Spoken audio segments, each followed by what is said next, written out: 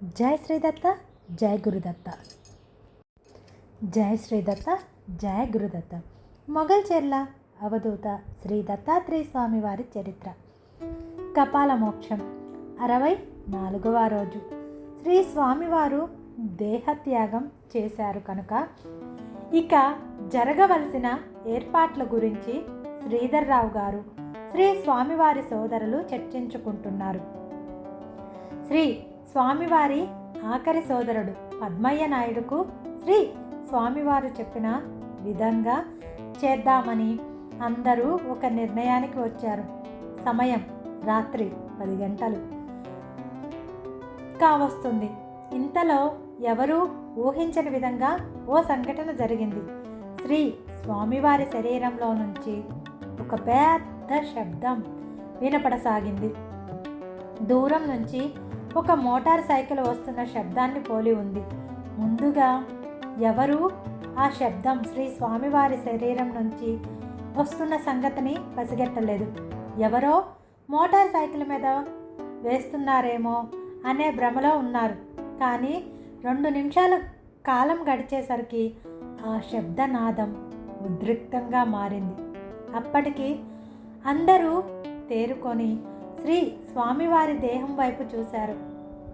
నాభి ప్రాంతం నుంచి మొదలైన ఆ శబ్దం క్రమంగా ఊర్ధ్వంగా శిరస్సుపై భాగానికి పాకిపోయింది. ఇలా దాదాపు 5 నిమిషాల పాటు జరిగింది. అందరూ ఆశ్చర్యంగా స్థానులై నిలబడిపోయారు. ఎంత ఉద్రిక్తంగా శబ్దం వచ్చిందో ఒక్కసారిగా ఆ శబ్దం ఆగిపోయింది. ఆ మరు నిమిషంలోనే శ్రీ స్వామివారు శిరస్సుపై మధ్య భాగం నుంచి రక్తం ధారగా కారసాగింది. అదే సమయానికి ఆశ్రమ బయట ఉన్న వ్యక్తులకి ఆశ్రమం పైభాగం నుంచి ఒక నీలి రంగు జ్యోతి పైకెగిసి ఆకాశంలో కలిసిపోవటం కనిపించింది. ఆ నీలిరంగు జ్యోతి మొగల్చెర్ల గ్రామంలో ఉన్న వ్యక్తులు చూడగలిగారు. ఆశ్రమం లోపల ఉన్న శ్రీధర్రావు దంపతులకు శ్రీ స్వామివారు కపాల మోక్షం పొందారని అర్థం చేసుకున్నారు. అప్పటిదాకా శ్రీ స్వామివారు తన శరీరంలో తన ప్రాణాన్ని నిలిపి ఉంచారని వాళ్లకు అవగతమయ్యింది. శ్రీధర్రావు ప్రభావతి గారులతో అందరితో చర్చించి శ్రీ స్వామివారి పార్థవ దేహాన్ని శ్రీ స్వామివారు కోరుకున్న విధంగా వారు ముందుగానే నిర్మించుకొని తపస్సు ఆచరిస్తున్న నేలమాలిగలోనే ఉంచి సమాధి చేయటానికి నిర్ణయం తీసుకున్నారు. శ్రీ పద్మయ్య నాయుడుతో శ్రీ స్వామివారు ముందుగానే ఆ విధి విధానాలు తెలియజేసి ఉన్నారు కనుక ఎవరికీ ఆ విషయంలో ఎటువంటి సందేహం కలగలేదు. తెల్లవారే వరకు వేచి చూసి సమాధి చేద్దామని నిర్ణయం తీసుకున్నారు. ఉదయానికి శ్రీ స్వామివారి దేహాన్ని ఆ నేలమాలిగలో ఉత్తరాభిముఖంగా పద్మాసనం వేసుకున్న స్థితిలోనే ఉంచి పైభాగాన్ని సిమెంట్తో మూసివేశారు. అతి చిన్న వయసులో ఆధ్యాత్మిక మార్గాన్ని ఎంచుకొని కఠోర సాధన చేసి అవధూత అంటే ఇలా ఉండాలి అని ఆచరించాలి అని మార్గదర్శనం చేసి కేవలం 32 సంవత్సరాల ప్రాయంలోనే ప్రాణత్యాగం చేసిన మహనీయుడు శ్రీ స్వామివారు. శ్రీ దత్తాత్రేయుడిని ఆరాధించి తనను కూడా దత్తాత్రేయుడిగానే పిలవమని ఆదేశించి దత్తతత్వానికి ఓ సంపూర్ణత తీసుకువచ్చారు.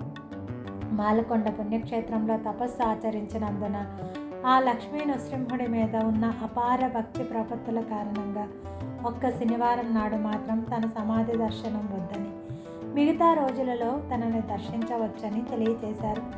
ఈనాటికి ఆ నియమం పాటించబడుతున్నది. తమకు శ్రీ స్వామివారు పరిచయమైన నాటి నుంచి తమ జీవితాలను ఆధ్యాత్మిక మార్గం వైపు మళ్లించి తమకు అపారమైన జ్ఞానబోధ చేసిన ఆ మహనీయుడిని దగ్గరుండి సమాధి చేయటం శ్రీధర్రావు ప్రభావతి గారుల జీవితంలో మరిచిపోలేని ఒక ముఖ్య ఘట్టం. ఇలా చేయవలసి వస్తుందని ఆ దంపతులు ఊహించని పరిణామం. శ్రీ స్వామివారి ఆశ్రమం దత్తక్షేత్రంగా రూపాంతరం చెందటం మనం రేపటి భాగంలో తెలుసుకుందాం. సర్వం శ్రీ దత్తాత్రేయ స్వామి కృపగా భావిద్దాము.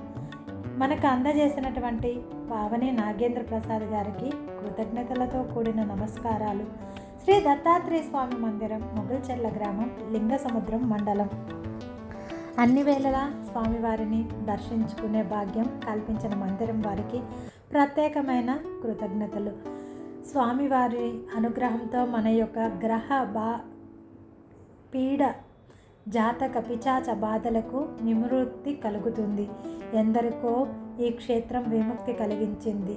గురువుల అనుగ్రహం ఉంటే సాధ్యం కానిది అంటూ లేనే లేదు. అలాంటి గురువుల అనుగ్రహం కోసం పరితపిస్తున్న మీరందరూ స్వామివారి అనుగ్రహాన్ని పొంది మీ మీ సమస్యలకు పరిష్కారం తెలుసుకుంటారని భావిస్తున్నాను. జై శ్రీదత్త, జై గురుదత్త. దిగంబర దిగంబర, శ్రీపాద వల్లభ దిగంబర దిగంబర, శ్రీ మొగల్చెర్ల దత్త స్వామి దిగంబర. ఓం ద్రాం దత్తాత్రేయ నమః. అన్నీ అనుగ్రహించే దత్తని పాదాలకు నమస్కరిస్తూ, ఆయన ఆత్మజ్యోతి మనందరికీ వెలుగు రేఖలను నింపుతున్నందుకు స్వామివారి బృందావనానికి మరోసారి మనస్ఫూర్తిగా నమస్కారాలను చెప్పుకుంటున్నాను. జై శ్రీదత్త, జై గురుదత్త.